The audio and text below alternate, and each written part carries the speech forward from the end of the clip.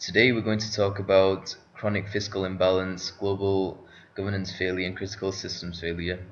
Now, these are very much interlinked. There's a reason why I did rising greenhouse gas emissions and unsustainable population growth separately, but these are very closely linked.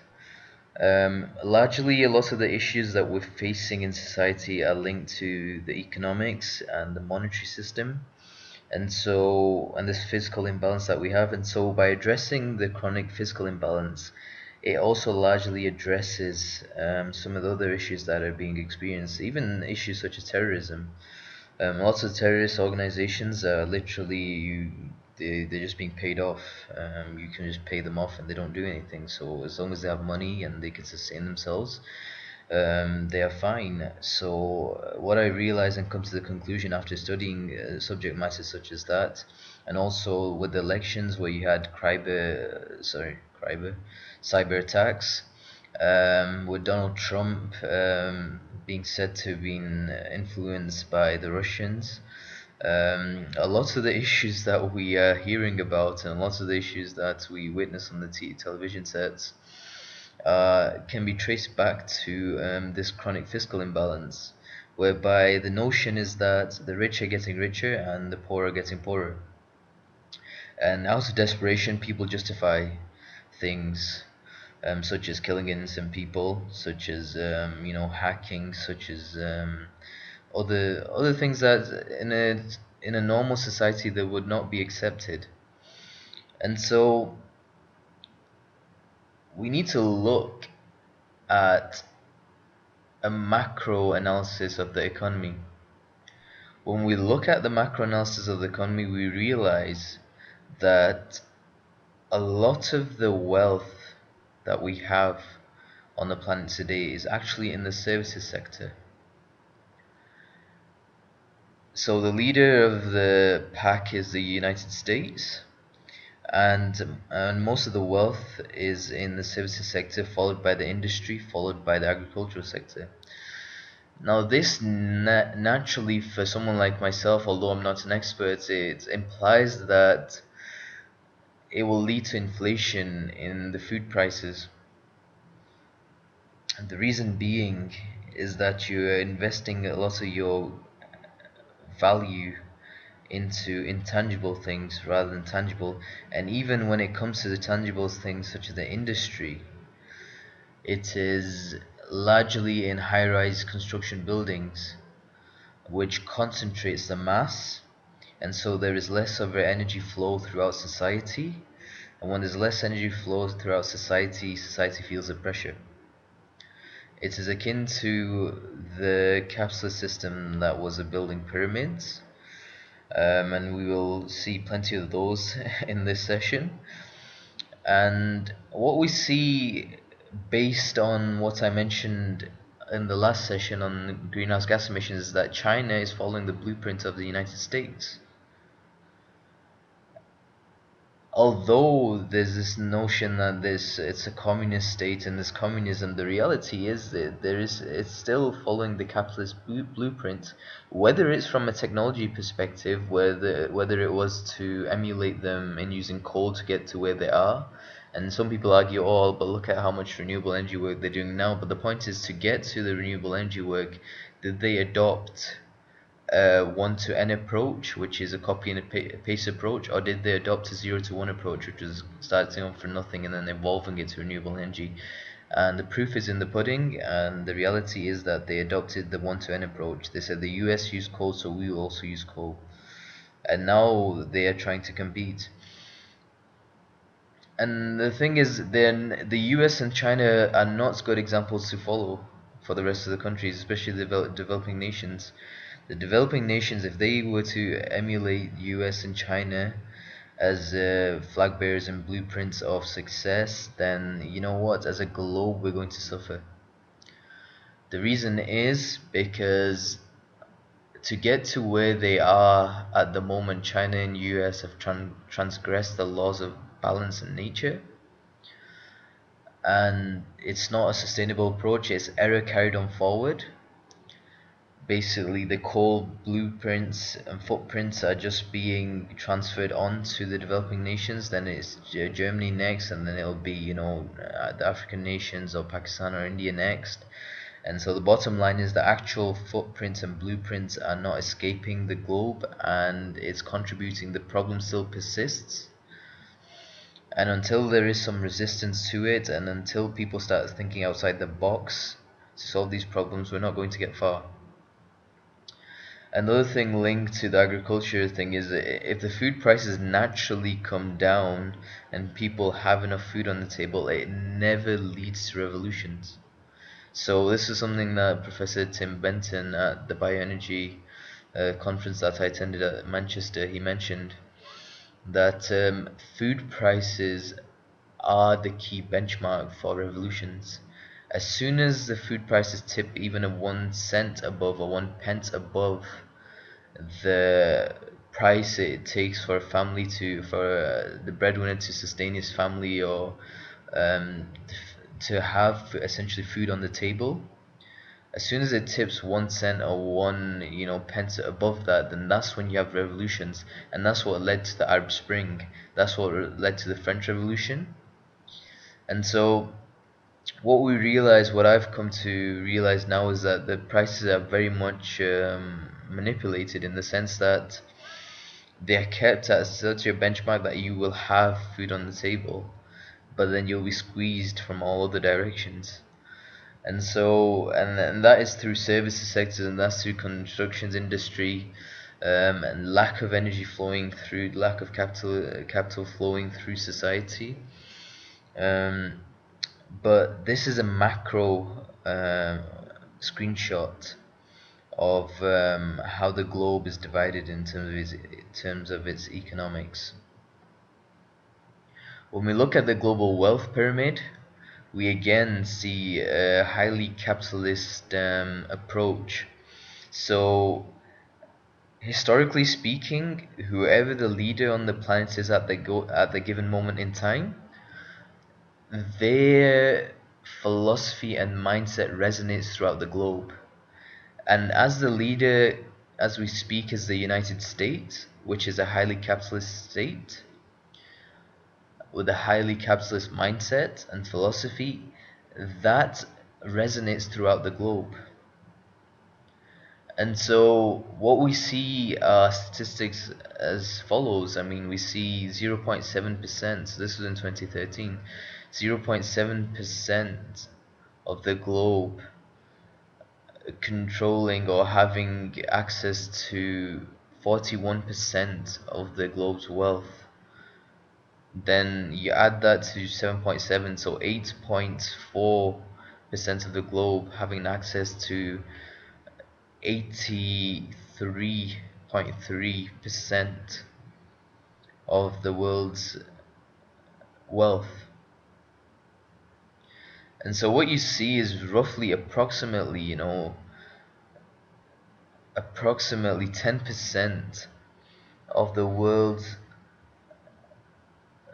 population having access to almost 90% of the world's wealth. Some people have said, and this has been 5% of the population has been in the hands of 95% of the 95% of the wealth has been in the hands of 5% of the population. There's been other reports, basically, well, not new Oxfam reports in 2015 said that half of the global wealth is held by 1%, and so there's this inequality gap. You've had other places where they said 70% of the people around the world live on less than $10 per day, and so you have this disparity, you have this polarization of wealth. You have stats that have shown that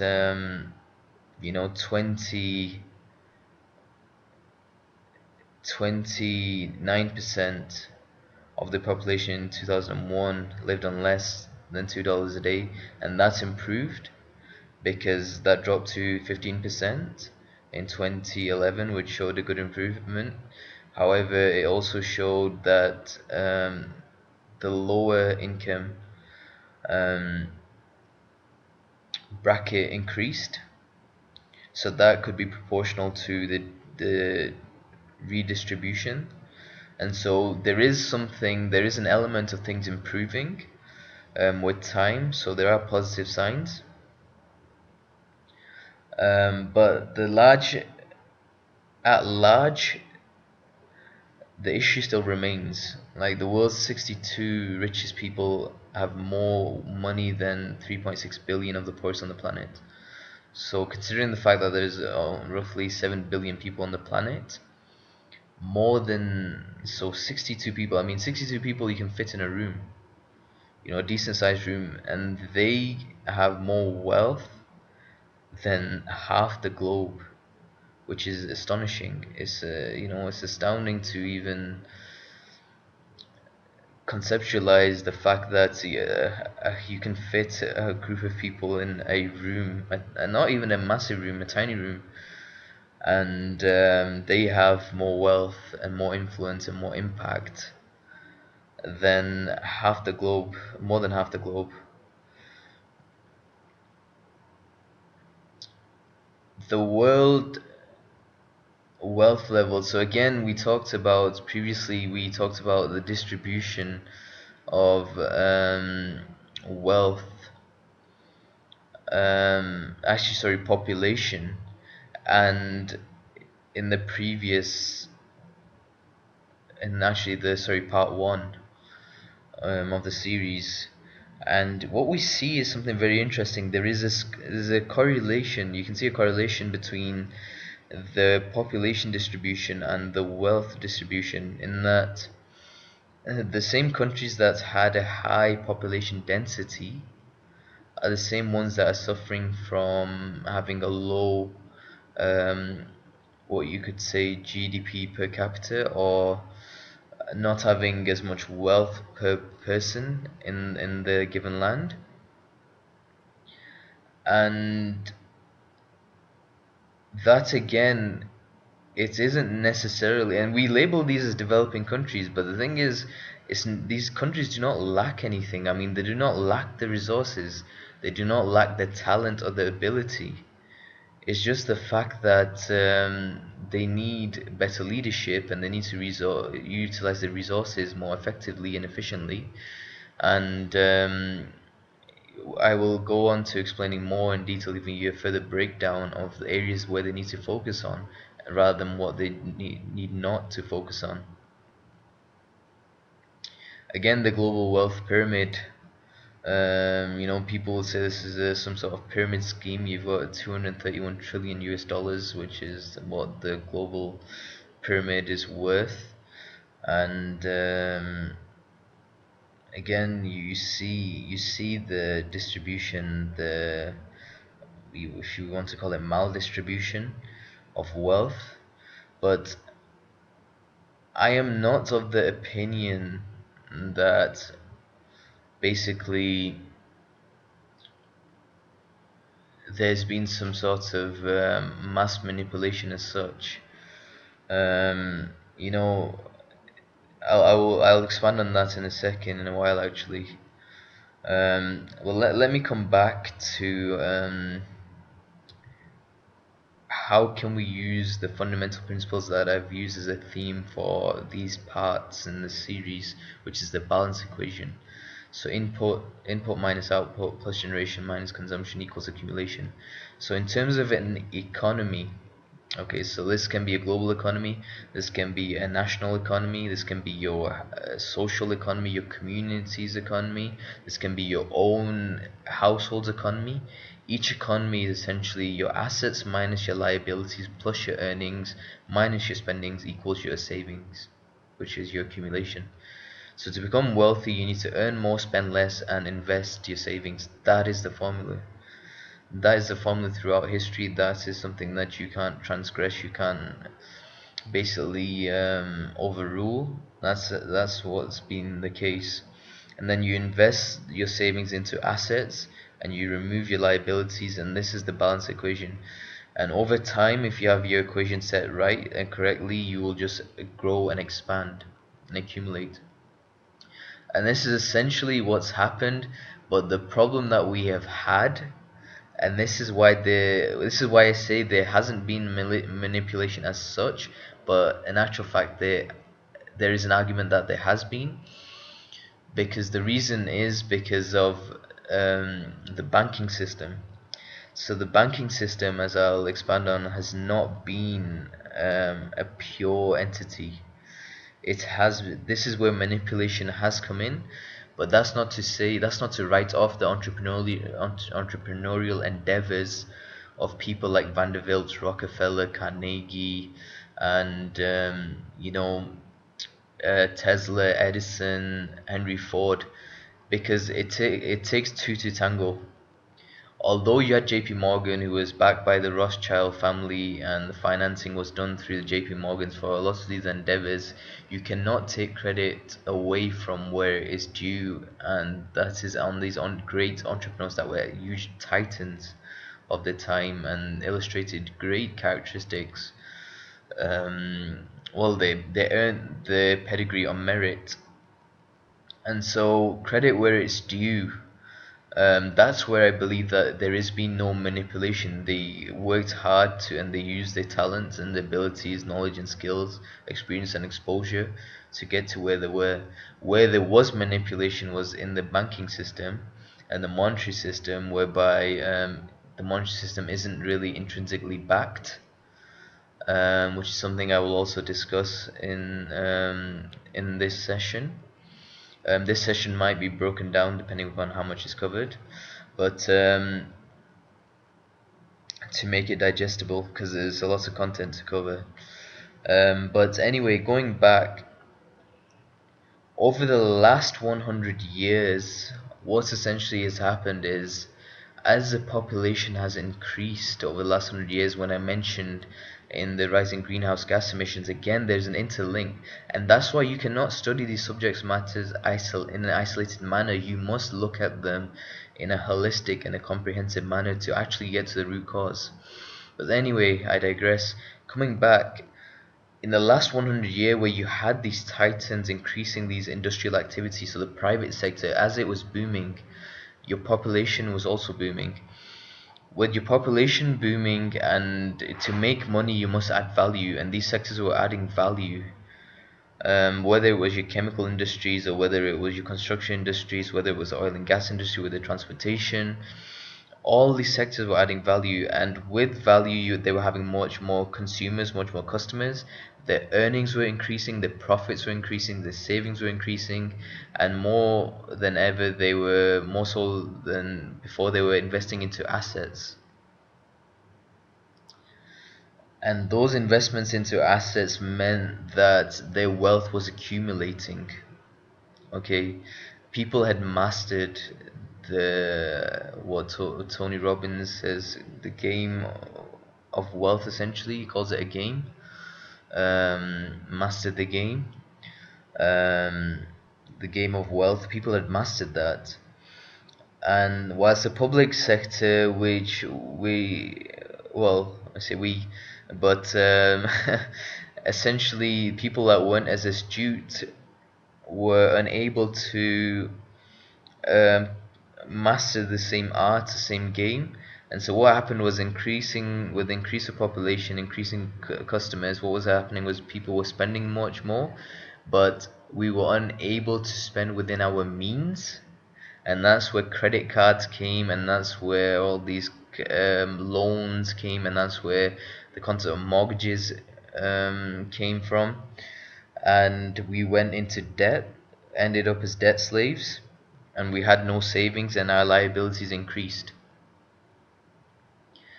And so when you go against the equation, when your liabilities increase and your spending increase, then your savings, you do not have savings, you rather end up as a debt slave. When you have more assets and you're earning more and you're investing the savings into even more assets, that's when you're growing and you become financially free. This isn't rocket science, but the lack of awareness and the lack of self-discipline is what differentiates people in this pursuit. So To summarize this, if you want to take it from the 19th century till today, essentially, if you want to take the total economy bubbles on the left, the private sector, the developed countries and cities, the industries and banks have expanded, whilst the public sector, developing countries, villages, and society has shrunk. Now, here's the thing. Here's one thing I want to point out. As a social entrepreneur, I do not blame the industry and banks, but neither do I blame the society. I actually blame society more. Why is that the case? And this is coming from a social entrepreneur. Here's the thing. Society has been taken for a ride, but you are just as much to blame. In society, I have seen that people are more than happy to watch a Netflix and go to the movies and, distract themselves as much as they like, rather than study the game of art, the game and arts of finance. How to, because here's the thing, but where's the dichotomy? The dichotomy is that no one teaches you about finance. In schools, you're taught every subject under the roof apart from finance. And so, but that's not to say that that's not something that you shouldn't look into in your own time, that you don't have any responsibility, because obviously it affects you. Because the bottom line is, if you're having to work more for less, right, because there's less going around in society, it leads to illnesses due to stress, and then that leads to stress, leads to desperation, it leads to domestic social breakdown and escalated crime. That's why people justify terrorism. That's why people, you have gunpoint robberies in Pakistan and other developing nations. When people cannot get food on the table for their families, they will justify crimes. I've heard people in Pakistan. I mean, even my cousin was put to the gun a couple of times, and there were other instances where I've heard of occasions where the people actually tell them to give their phones or their wallets, and they take what they need out of the wallets in order to feed the money that they need to feed their families, and they return the rest of the money. So you have good robbers, astonishingly. And what that shows someone like myself who likes to ponder and reflect is that these people are not doing it out of the sake of doing it. They're doing it because out of desperation. But where I want to get into the more educated, um, literate class of people, especially in developing countries, is that you guys really need to study finances.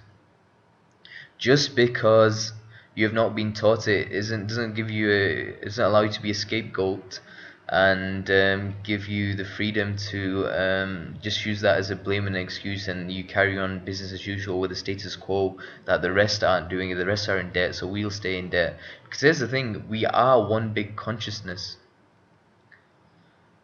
We are one big system. This humanity is like one body. And when you're in debt, somebody will have to pay off your debt somehow. And so you rather become free yourself and help other people become free. Be an asset to humanity. Add value to society. Don't be a leech, and do not be a liability to society and humanity. But the problem is even greater than that. The problem is our damn leaders and so-called leaders, I don't even consider them to leaders, our managers, our politicians, they do not even understand this. And this is why it gets even more frustrating for a social entrepreneur like myself. Because we have these parties that have been formed, and this is why I'm not a fan of politics. I do not believe in democracy. Because the bottom line is, even when I was in the UK, you had parties. You had the Tories and you had Labour. You'll have one political party that will be pro-industry and banks, and you'll have the other party that will be much more socialist in nature, such as Labour. You've got the similar pattern in the US. You've got a similar pattern in Pakistan. So in Pakistan, now that it's election time, we've got this PML Noon, which is led by Nawaz Sharif and the industrialists, which have exploited every opportunity that they could to increase their mass fortune and wealth. And but you see, this is part and part of business. This has been part and part of business throughout historically, in from a perspective. You scratch my back, I scratch yours. And they tie up these governmental deals, and they set up their own businesses, and then they take commissions, and they fill up their own pockets, whilst they also do benefits for the country, so to speak. And that's part of business, that's life. But a lovely person such as Imran Khan, who some people consider naive, but I just consider him to be an extremely passionate person. But he's someone that's not really a student of business, and has not. And he's similar to myself, because we've been brought up in a background of professionals. We've not been exposed to a business background, but I was blessed that I got an early exposure into that, and through my entrepreneurship endeavors, and I realized what happens in business. So I've learned the hard way, or the realist, or what it is in reality. And in business it is, unfortunately it's not meritocracy, although I believe that it should be, but sometimes it gets very difficult. um Anyhow, the point is the point is that you have, even in political systems, you have this one person with the perspective of industry and banks, and pointing out that everyone is corrupt, and everyone is corrupt to a certain extent because we live in a corrupt society, and etc, etc, etc. The other one is saying that no, we need a more humanitarian approach, much more a soft approach, much more for a people's approach.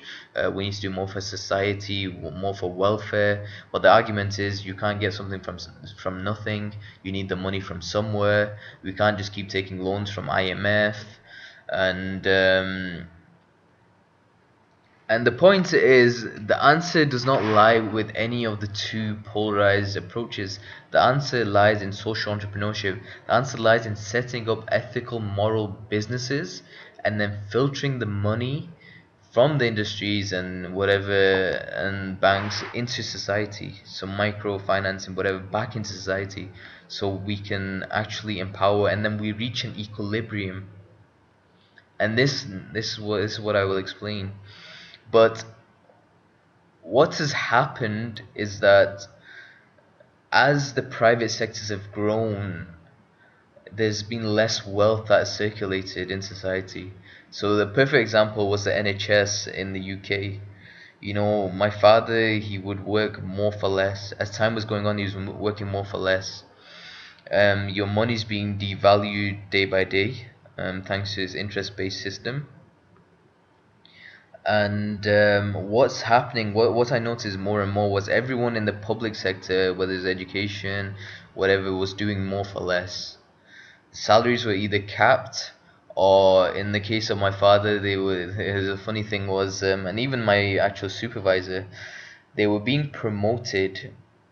So they were going up the ladder. So the new contracts they were offering were for a less salary. They were offering a better title, a better grade. This is what was happening. So even my father is a surgeon. When his contract was to be renewed, he was getting paid less. So the only way to go up the ladder was to bite the bullet, to be paid less. And this is also something that my supervisor experienced also in academia. And so the public sector is the one that took the brunt in the last 1 century. And in the public sector, you tend to have personalities that are much more softer in nature, um, and much more introverted also. Not all, but I'm just generalizing here. The softer in nature, and within them, then you have separations. You have some dominating personalities who even suppress more of the softer personalities, and softer personalities overall get depressed and suffer from depression and stress, and end up with all sorts of host of illnesses. Most of them might get, smoke, or resort to drinking, or antidepressants, or they end up diabetic, etc., etc., etc. And so this is in a snapshot is the trend that I witnessed growing up as a child in the 1990s. So as a millennial child, this is what I witnessed, and this is the after my further studies and investigations. This in a snapshot is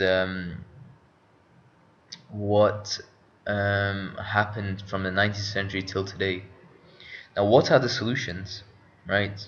The solution is either we have the private sector giving back to the public sector voluntary, but what is that? There's a fat chance of that happening. There's a little chance. Why? Because it's too dramatic of a decision. Why, in the right mind, would all these guys who've accumulated these families and, some people call them mafias, some people call them, then you go on to conspiracy theorists, they call them whatever. But the point is, why in the right mind would they all of a sudden pass on their accumulated wealth to the public sector just as a goodwill gesture? There's a fat chance that's going to happen. The private sector being forced by the government, again, there's a little chance that will happen unless you have a dictator or a strong leader that will enforce that. So you had the issue with the Rockefeller, and this is the issue with capitalism. Capitalism is where you dig a ditch first, where you exploit the sweat and blood of your employees until you've made it, and then you buy out, then you're happy to pay off whatever is needed you to recompensate. So it's about digging the ditch and then filling it up. And this is why capitalism is not really a moral and ethical approach. It's not a humanitarian or socialist approach. And communism also is not it's not a solution. What is the solution is a middle way, which is known as justice, which I covered in a seminar series in the Muslims month of fasting and Ramadan, where I explained the difference between um, basically equality and capitalism. Equality is communism. Capitalism is this mass pursuit, greed pursuit for more. And the middle path is justice, and that is essentially social entrepreneurship. And so the only way you're going to get the private sector to give back to the public sector is if you have a strong leader. Um, Again, when you have a dictator, again, if the dictator isn't a good dictator, it's fundamentally flawed also. So the third option is to privatize everything. Now, in the UK, before I moved to Pakistan, this is what the talks were happening regarding the NHS, which is supposed to be a welfare, institute. The talks were of privatizing the entire NHS and privatizing everything, and there's a very high chance that people were considering that because it's the easiest option. It is the easiest option. Just privatize everything. But then it will question how people will be able to afford the services. Then you'll probably have the intervention of insurance companies, and again, it's a messy system thanks to the lack of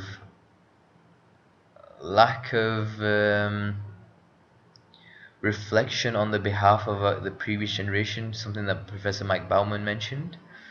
It was like the golden ages again, and people did not question what was happening, why it was happening, how it was happening. Everyone was just happy because it was exciting times. We had just come out of the world wars, and you had all this innovation, inventions coming forth, and no one really questioned the long-term consequences and the sustainable aspect to these things.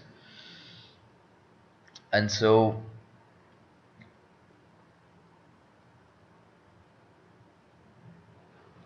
privatization seems to be one of the easiest options. And the other thing is, number four, you've got people's revolution. So again, I mentioned you will have you'll have a revolt wherever the threshold of food prices goes even a cent, dollar, or a paisa in I think India, Pakistan. above the threshold, there's a chance of a mass revolution happening around the globe if it leads to desperation, if people just completely give up on the governmental system, on democracy, and the political system. There's a chance that this will happen, and there's a medium chance. And this is much more than governments doing things and the public, private giving. Because what the if you look at the global scenario, things day by day are getting much more desperate. And then you've got this notion of reverse osmosis via social entrepreneurship, social enterprises. This is the route that I'm backing. This is the route which there is a chance, but the only issue is that it is slow at the moment. We need to strongly, this is the most peaceful route, this is the most sustainable route, this is the most organic route and most robust solution.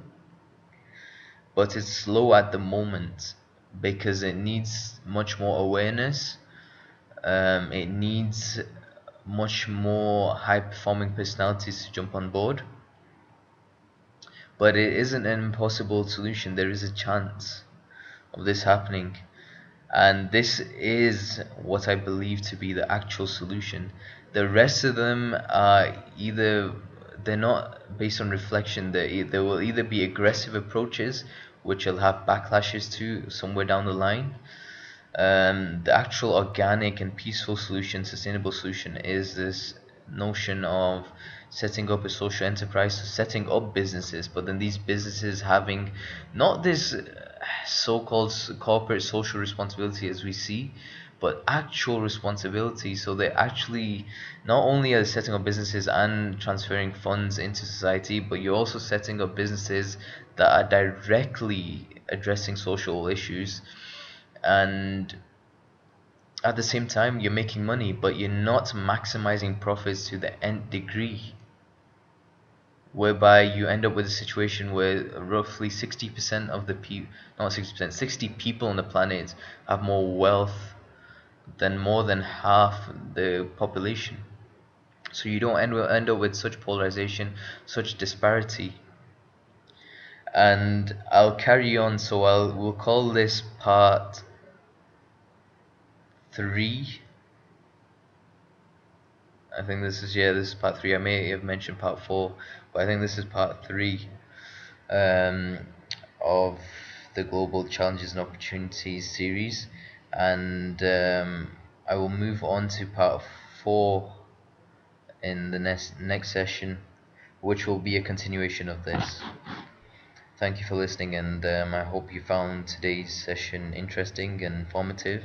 And I'd love you to reflect on over the content that I've shared with you, and come back with some constructive feedback, and see how you believe that your own visions and missions in life can align with what I'm sharing, and how this content is helping you shape up as a social entrepreneur and as someone who can be an asset to humanity and add value to society. Thank you for listening.